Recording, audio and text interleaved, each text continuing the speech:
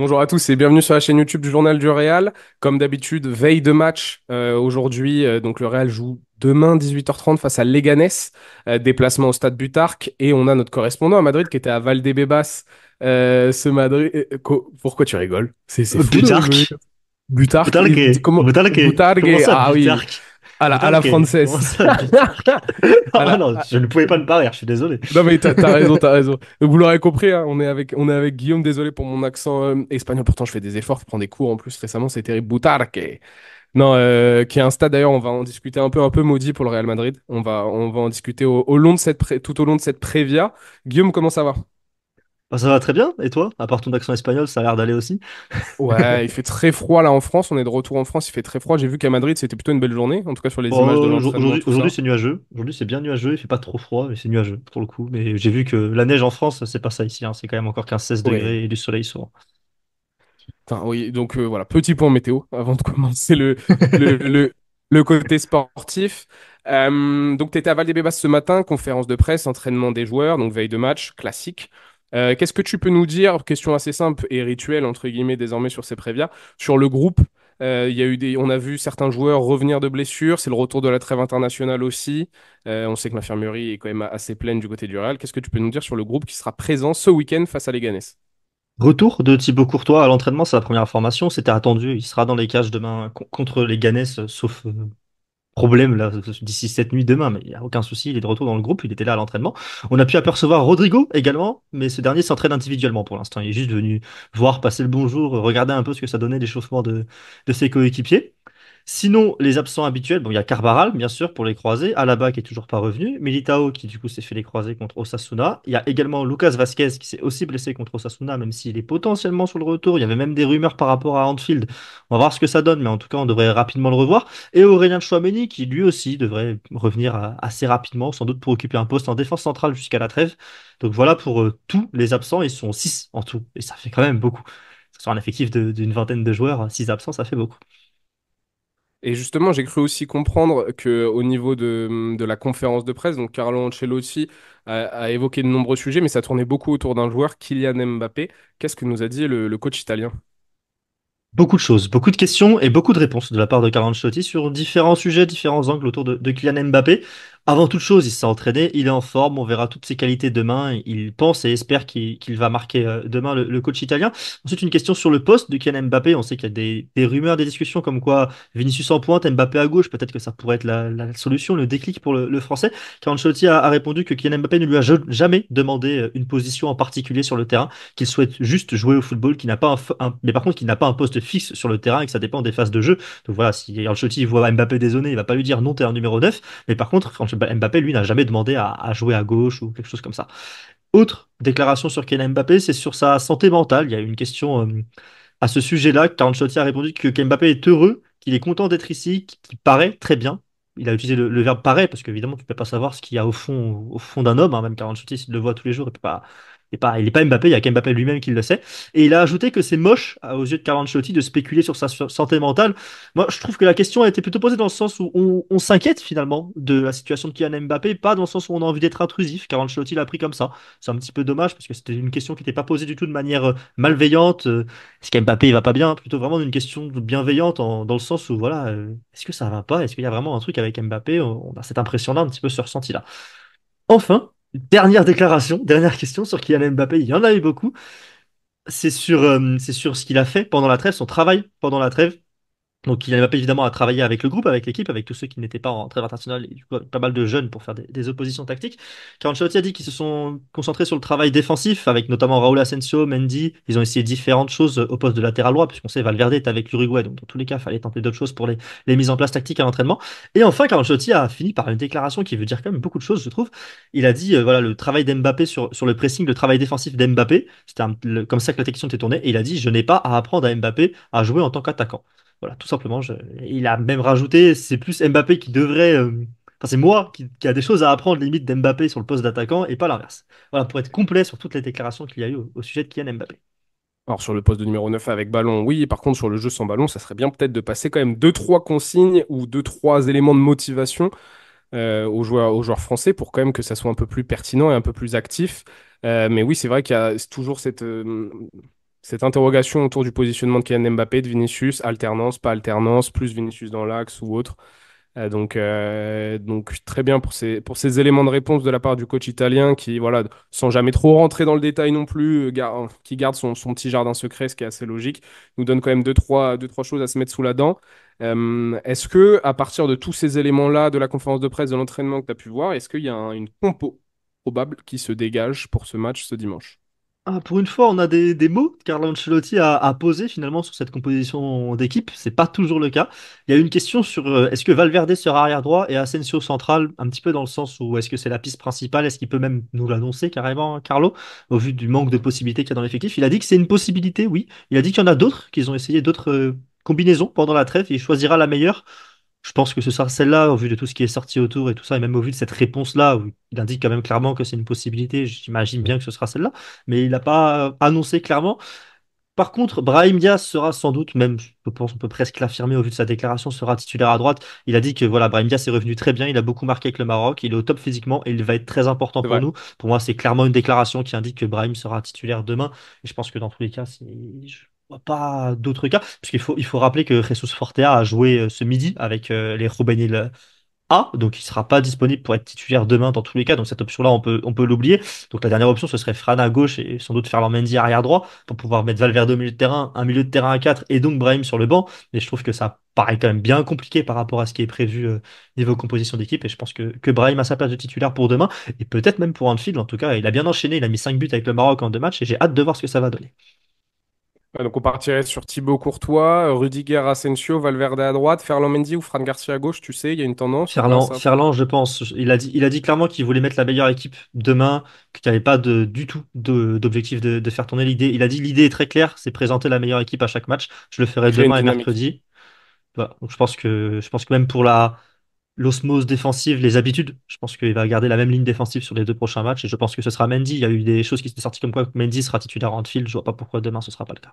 Et donc on aurait Modric titulaire au milieu avec Kamavinga et Bellingham entre guillemets, avec Brahim aussi qui donc occuperait cette zone de l'espace droit offensivement du moins et même potentiellement défensivement aussi sur les retours et Vini et Mbappé en pointe. Ouais. Un 4-2-3-1, On s'entend. un 4-2-3-1, on s'entend sur qu'on verra qui sera en pointe. Moi, je pense que On verra Mbappé va garder l'animation, la ouais. pointe, hein. Il garde sa, il est têtu, je pense là-dessus, Carlo Ancelotti. Je pense que quand on regardera les positionnements moyens, ça restera Mbappé plus dans l'axe et Vini plus à gauche quand même. Même s'il y aura des phases, évidemment, où ça va intervertir des zones. C'est les deux ont la même zone d'expression dans tous les cas. Donc au moins voilà, on a une idée de cette compo. Je trouve que c'est potentiellement la meilleure compo possible à aligner, du moins face à Leganés. Et Fran Garcia monte vachement en puissance. C'est un joueur qui, je ne serais pas surpris non plus qu'il soit titularisé plus souvent dans les matchs à venir, qu'il passe au-delà d'un simple rôle vraiment de joker-joker à une solution de rotation plus qu'efficace et surtout une solution de, si Ferland Mendy De n'est pas concurrence, ouais. dans un bon jour, plus facilement faire le changement entre guillemets. Et c'est vrai que Brahim Diaz mérite cette titularisation. On aurait aimé le voir plus souvent en début de saison et il aurait eu sa chance d'ailleurs, mais malheureusement, une blessure on a décidé autrement. Et là, on va voir s'ils arrivent à équilibrer avec un gaucher, Brahim qui fait aussi les efforts, tout comme Rodrigo, qui défensivement peut être sacrifié dans ce sens-là. Est-ce qu'on a la continuité aussi sur le rôle de Jude Bellingham offensivement, sur la continuité au niveau des appels, des déplacements offensifs, sur le fait de un peu moins le sacrifier défensivement et peut-être demander un peu plus d'efforts à Brahim Diaz et justement voir si cette cohabitation avec Eduardo Camavinga, qui avait été tellement bénéfique face à Osasuna, se reproduit une nouvelle fois face à une autre opposition qui, on va y venir, la transition est toute faite, est assez faible sur le papier. L'équipe de Sébastien Haller, qui a été la grosse recrue de cet été, est quand même vachement courageuse. Ils sont quatrième, 14e. 14e. Quatrième, ça serait incroyable. Ils sont 14e en Liga, 3 victoires, 5 nuls, 5 défaites. Mais surtout, et je l'ai évoqué dans mon introduction, le Real Madrid, la dernière fois qu'ils ont battu nos amis de Leganés au stade Butarque, maintenant j'ai l'accent, c'était en 2018 sous Zinedine Zidane, une victoire 3-1. Je crois que les buteurs c'était Lucas Vasquez, Sergio Ramos, Casemiro. Et depuis, c'est une seule victoire sur les 4 derniers matchs, dont une élimination en Coupe du Roi là sur les dernières années, j'ai plus l'année exacte. Donc c'est un déplacement qui historiquement une sorte de petite malédiction à Leganés. Ça annonce compliqué, en tout cas sur le papier, sur l'historique. Maintenant, il n'y a pas photo entre les deux effectifs. Il n'y a pas photo non plus sur la dynamique, entre guillemets, même si le Real a traversé un mois de novembre assez compliqué. Leganés, c'est pas non plus la machine de guerre. Donc, il va falloir, ça va être intéressant de voir si Bellingham continue, parce que lui aussi a fait un très bon rassemblement avec les Three Lions. Ça va être pour moi l'un des éléments, encore une fois, assez clés à observer durant cette rencontre et voir s'il va pouvoir perforer cette défense de Leganés. Si on oublie la défense du Real, que je trouve expérimentale presque, en tout cas Forcément. Ancelotti n'a pas le choix, j'aime beaucoup l'animation du milieu de terrain et de l'attaque. Je trouve que Brahim est très complémentaire de Bellingham. On l'a vu notamment contre Osasuna. Je pense que Brahim est aussi très complémentaire, voire même le plus complémentaire au sein de l'effectif du Real Madrid par rapport aux deux autres devant, Mbappé et Vinicius. Donc j'ai hâte de voir ce que ça va donner côté Real. Stade compliqué. Je suis déjà allé une fois à l'époque où ils étaient en deuxième division, les Ganes. Je vous le recommande d'aller à ce stade-là. D'ailleurs, n'allez pas à Retafe. N'allez pas, enfin, j'allais dire, n'allez pas au Bernabéu, n'allez pas à l'Atlético, j'abuse un petit peu, mais si vous voulez faire un petit stade, Vallecas ou Leganés, c'est les meilleurs endroits pour aller dans la banlieue de Madrid. Et vraiment, je le répète, hein, n'allez pas à Retafe. Vallecas, le stade du Rayo Vallecano, pour ceux qui n'auraient pas Un le, excellent stade le également. nom. Excellent stade. Et moi, j'avais aussi un autre point qui va attirer grandement ma curiosité, c'est le positionnement de Federico Valverde en tant qu'arrière droit. Je m'explique. Moi, il y a 1 an et demi, 2 ans de cela, j'étais dans une réflexion de me dire, OK, est-ce que Dani Carvajal va pouvoir encore continuer au niveau?